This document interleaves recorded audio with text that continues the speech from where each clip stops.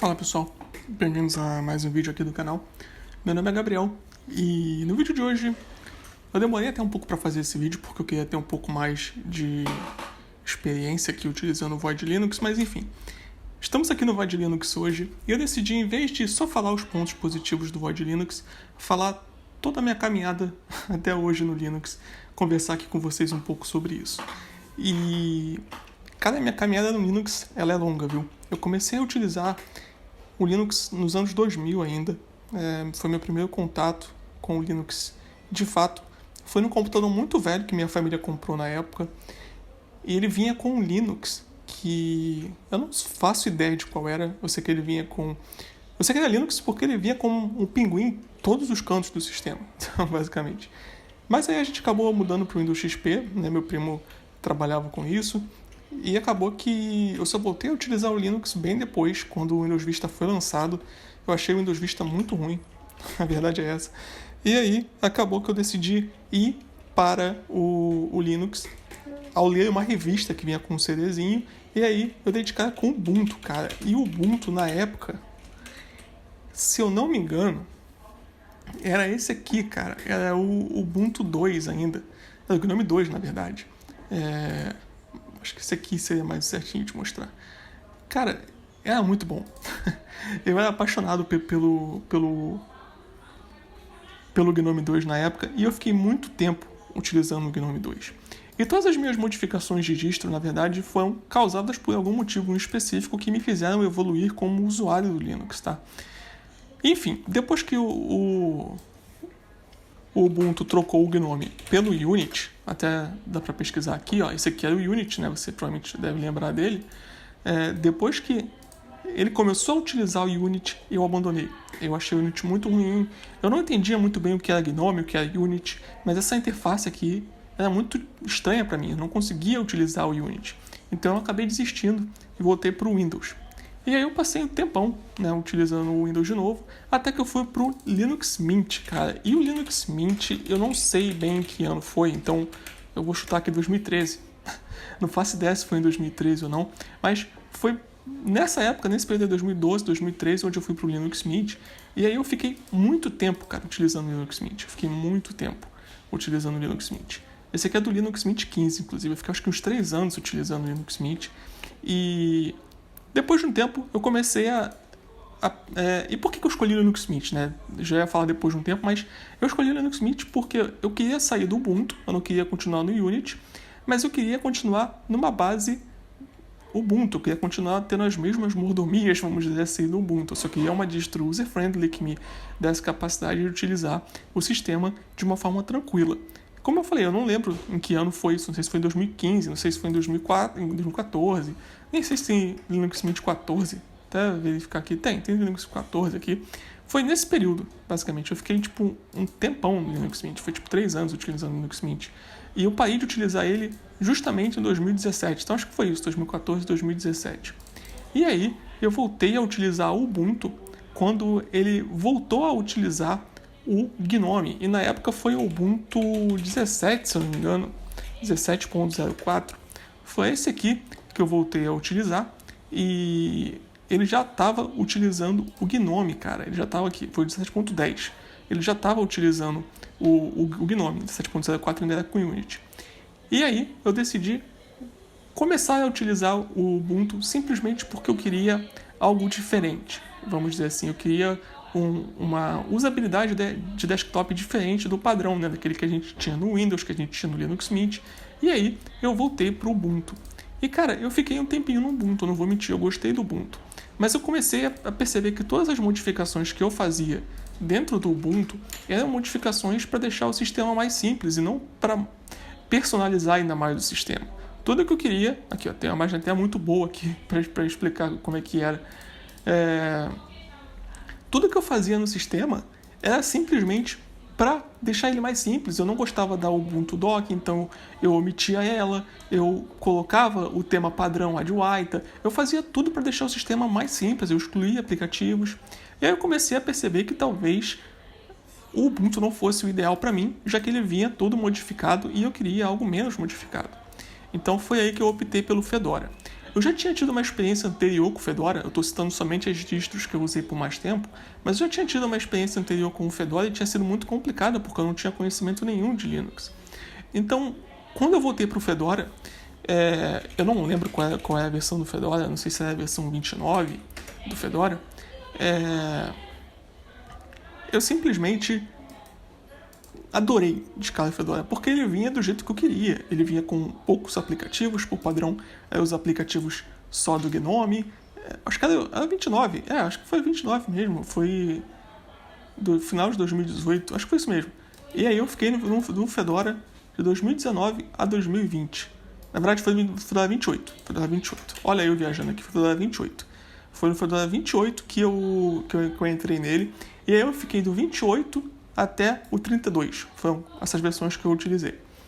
E eu adorei, porque ele vinha com pouquíssimos aplicativos, aqui até mostra os aplicativos que ele vinha, e você tinha aplicativos ali que eram do Gnome, você tinha o Firefox e você tinha o LibreOffice. Simples, sabe? O sistema simples, a instalação era fácil.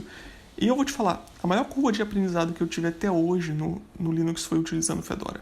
Foi onde eu me aprimorei mais no terminal, foi onde eu aprendi a utilizar mais o sistema. Eu amo a Gnome Software, eu pelo menos amava, não sei como está hoje a Gnome Software. Enfim, eu simplesmente adorava. E eu peguei muitas dicas de sites e tudo mais. Foi onde eu entrei de cabeça, de fato, no Linux, foi no Fedora. E aí, eu comecei a perceber que o Fedora tinha dois problemas, para mim em especial. Não para os usuários, eu não acho que isso sejam problemas, mas para mim foram. O primeiro desses problemas foi relacionado ao fato do Fedora pensar muito à frente do seu tempo. É estranho comentar isso, mas é verdade. O Fedora é uma distro que ela sempre tem as inovações primeiro. E uma dessas inovações, por exemplo, é o Wayland. Eu acho o Wayland sensacional, todo mundo elogia o Wayland. Mas para mim, o Wayland é inviável, porque os drivers que eu utilizo são da NVIDIA. Então, eu sempre, quando eu comecei a perceber um pouco mais sobre o Fedora, quando eu comecei a acompanhar mais o Fedora, eu percebi que eu estava utilizando um sistema meio capado, né? Porque eu não tinha o que era o padrão do Fedora. Eu tinha uma alternativa que o Fedora dava. E a mesma coisa aconteceu em outros pontos do Fedora, tá? E outro fato que me fez sair do Fedora foi o fato dele ter lançamentos anuais, ou lançamentos semestrais, melhor dizendo. Eu quebrei o sistema 2 vezes no Fedora. Do Fedora 31 para o Fedora 32, eu quebrei o sistema via terminal, tá? E a minha mudança veio no final do ano passado, quando eu simplesmente quebrei o sistema tentando atualizar do 32 para o 33 através da Gnome Software. Então, eu consegui quebrar o sistema 2 vezes sem fazer absolutamente nada, além de dar aquele update. Enfim, e aí eu percebi que eu estava na hora de eu buscar uma distro que fosse em Holy Release. E bom, foi aí que eu conheci o Arch Linux. E não foi um pensamento de, tipo, eu estou utilizando o Fedora, mas vou utilizar o Arch Linux. Não, eu fiz todo um estudo para saber qual distro seria melhor para mim, porque eu odeio ficar reinstalando distro o tempo todo. E aí foi quando como eu falei, eu conheci o Arch Linux, e percebi que a instalação do Arch Linux na época já era uma instalação cansativa, mas eu pensei, vai valer a pena. Então eu testei máquina virtual, deu certo, testei máquina virtual de novo, deu certo de novo, até que eu fui para a máquina física. A instalação foi bem tranquila, demorada, mas tranquila, ainda mais para um usuário que nunca tinha feito a instalação numa máquina física. E eu adorei porque na época eu já utilizava Tileo Window Manager. Eu comecei a utilizar Tileo Window Manager no Fedora, que inclusive nem tinha uma spin com o i3 ainda, mas eu já utilizava. E então tudo que eu fiz foi basicamente instalar o Arch Linux, instalar do que fosse necessário e, claro, o i3. Então eu nunca utilizei o Arch Linux com nenhuma interface gráfica, acho que esse é o mais engraçado. Eu sempre utilizei com o Tileo Window Manager, começando no i3, indo para o BSPWM, depois indo para o AwesomeWM. Curioso, né? Mas enfim, depois disso eu adorei a utilização do Arch Linux, minha curva de crescimento no Linux foi demais. Eu não tinha mais uma loja para utilizar quando eu quisesse, então era tudo via terminal. Tava adorando, cara, o terminal virou meu melhor amigo e tudo mais. Tanto que aqui no começo do canal, se você pegar os meus vídeos, você vai ver que eu estava utilizando o Arch Linux ainda. Só que aí eu comecei a me interessar, isso antes até mesmo de criar o canal, eu comecei a me interessar muito pelo assunto systemd, né? Que é o gerenciador de inicialização do sistema. Não sei se dá para dizer dessa forma, mas ele é o responsável pela inicialização do sistema, por gerenciar a inicialização do sistema, dos processos do sistema. E aí eu comecei a ver muita gente criticando o systemd. Tem vídeos muito bons, inclusive, explicando o que é o systemd. Tem no terminal root, por exemplo. Se eu entrar aqui, terminal root systemd. Se eu entrar aqui, por que systemd? E aí eu comecei a ver todos esses vídeos. Tipo, eu comecei a ver todos os vídeos desse canal. Eu tava adorando, eu adoro esse canal, inclusive.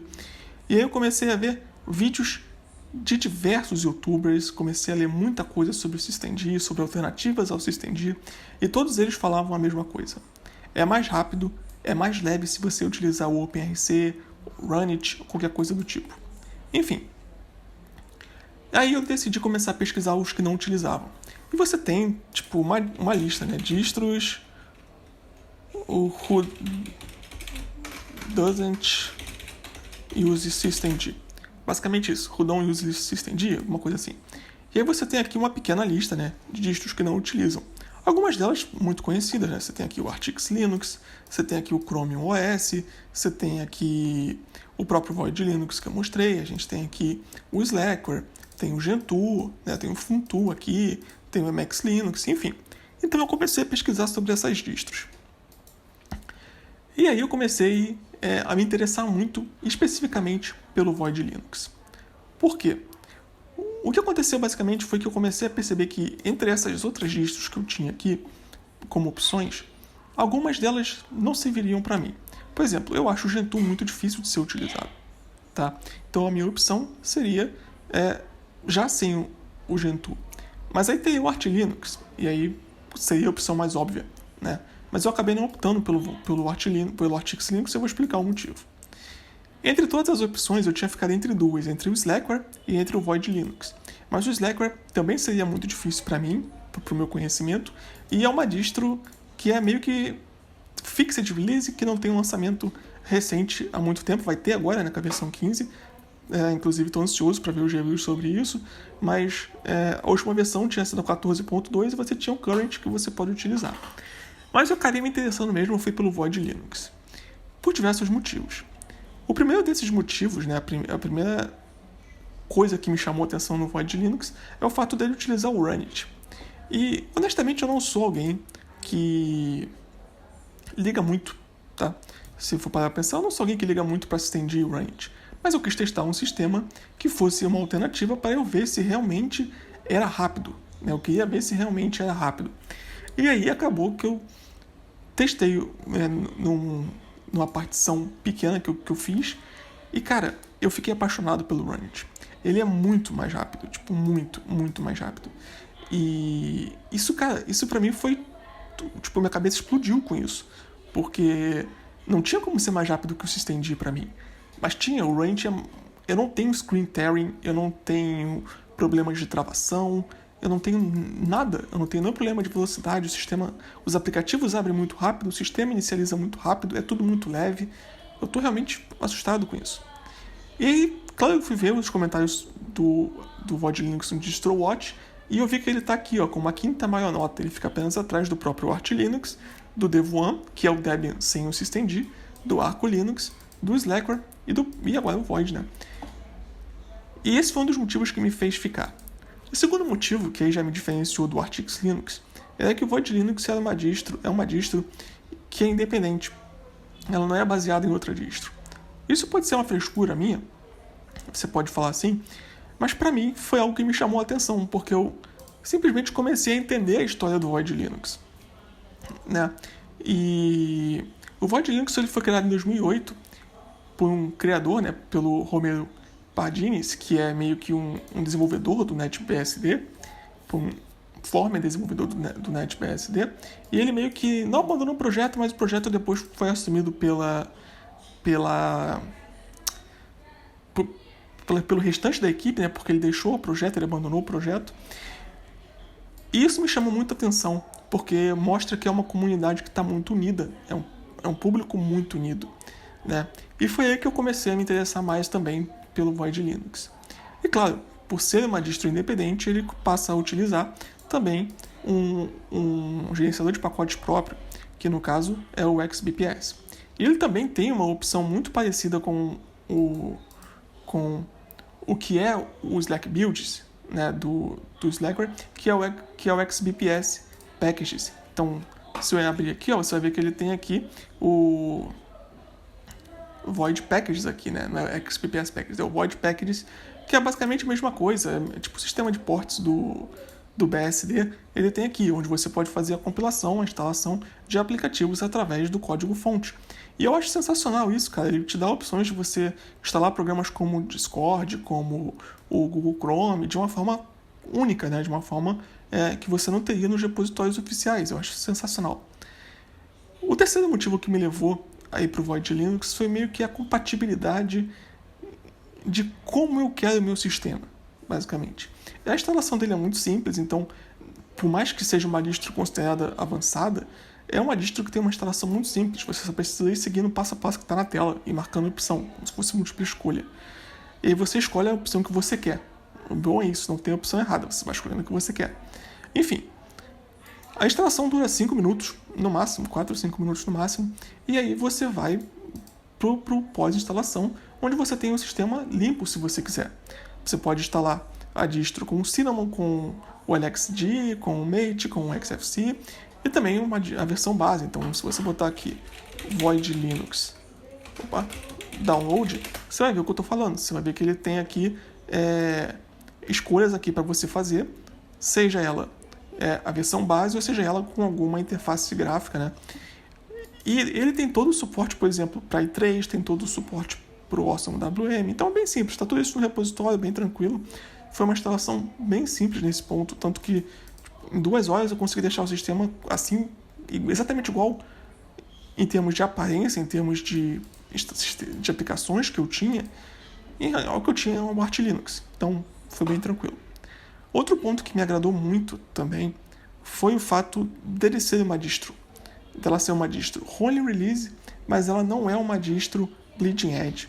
O que significa isso? Significa que, por mais que você tenha uma distro que está sempre up to date, né, ela está sempre atualizada, você não precisa ficar instalando novas versões dela, você simplesmente não tem aquele risco de ter no seu sistema pacotes quebrados sendo instalados porque você é a cobaia do sistema, como acontece no Fedora e no Arch Linux.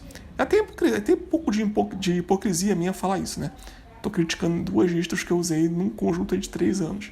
Mas enfim, eu passei a perceber, justamente por essa utilização, que você ter um período de testes por parte do próprio Void Linux é melhor. Digamos, por exemplo, que hoje seja lançada uma nova versão do Firefox. Essa nova versão ela vai estar disponível para mim daqui a 5, 6 dias, depois que ela passar por testes, depois que todas as dependências passarem por testes, e aí sim eu vou ter uma versão estável daquele aplicativo, uma versão up-to-date, mas uma versão sem riscos ou com menos riscos de vir com alguma dependência quebrada. Isso para mim foi um ponto importantíssimo também. De resto, você pode falar, Gabriel, mas você tinha essas opções em outras distros, né? Você tinha uma distro que viria sem o systemd no ArcX Linux, você teria uma distro que não seria bleeding edge, mas seria o rolling release no Manjaro, por aí vai. Sim, mas todas essas opções, tudo isso que me levou ao Void Linux, só está presente no Void Linux, pelo menos do que eu pesquisei. Então, isso foi o que me levou ao Void Linux, tá? E espero que esse vídeo tenha contribuído para você, né, uma jornada aí sobre a minha utilização. Espero que vocês tenham gostado desse vídeo. Foi um vídeo onde eu tentei explicar o mais resumidamente possível a minha jornada no Linux. E, cara, a verdade é que eu sou apaixonado por isso. É um hobby que eu tenho. Eu adoro Linux, eu adoro aprender mais, conhecer mais.